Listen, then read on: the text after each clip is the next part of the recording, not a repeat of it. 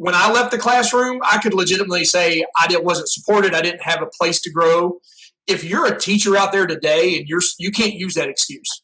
If you're not growing as a professional, you need to look in the mirror because it's out there. There's networks and there's social media and there's learning groups. Now, there's good and bad, but at the same time, if you want to grow as a professional and get connected with others and see, witness, and share what you're doing, that is out there, and that's one of the things I think that has come to the table. So you're absolutely right, Andrew. I agree with that.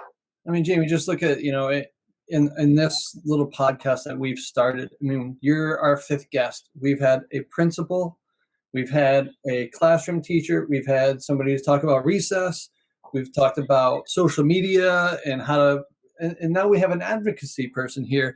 And, with as much as you're out there with stuff that you put on social media, and yes, you do say, I'm sorry, but you have a strong stance on things like dodgeball and using exercise as a punishment, but you're always going to run into, and this goes back to even what we said a minute ago with some people who are not good PE teachers, but they're going to come at you. They're going to throw these negative comments at you. And how do you disengage for that, or how do you engage it if you do engage it?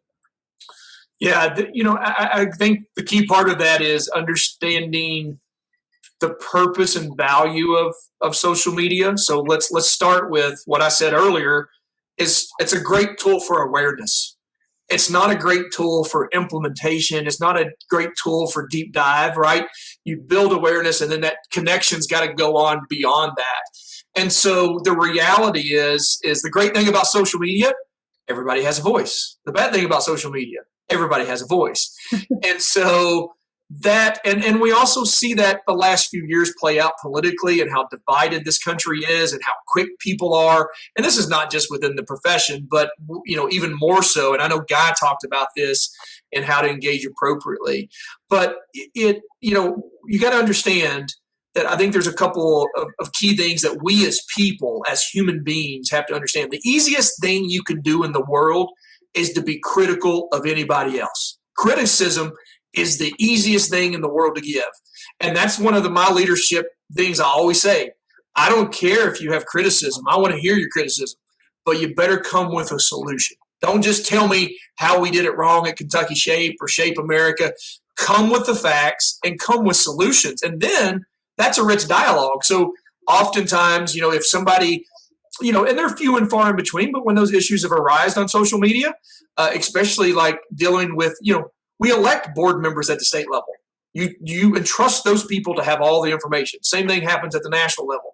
We have all the information in the decisions that are made, where most people out there don't have all the information. And so that's a starting point, is recognizing that you entrust people that you've put there for a reason. And so, for people that want to engage beyond that, or you're not going to fix it in a tweet. So that's the reason usually if I see that, and the few times it's come up, here's my email, here's my cell number, call me. Let's have a conversation, because we're not going to fix this in 140 characters, because that's not what social media is intended for.